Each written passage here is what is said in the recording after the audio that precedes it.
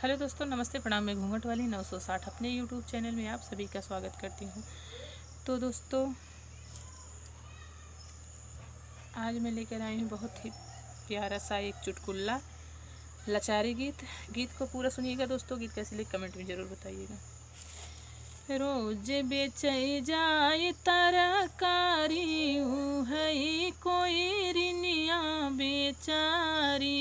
रोज बेचई जाई तरकारी है कोई रिनिया बेचारी। ओ है कोई रिनिया के लंबा लंबा बलवा। ओ है कोई रिनिया के लंबा लंबा बलवा। चोटी गाछई मस्तानी है कोई रिनिया बेचारी। रोज बेचई जाई तरकारी है कोई रिनिया बेचारी। वही कोई रिनिया के बड़ी बड़ी अखिया। वही कोई रिनिया के बड़ी बड़ी अखिया।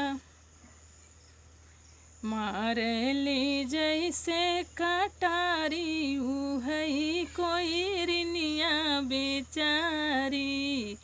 रोज बेचई जाई तरकारी है कोई रिनिया बेचारी।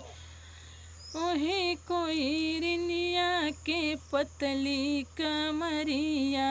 वही कोई रिनिया के पतली कमरिया। चाल चलई मतवाली है कोई रिनिया बेचारी। रोज बेचई जाई तरकारी है कोई रिनिया बेचारी।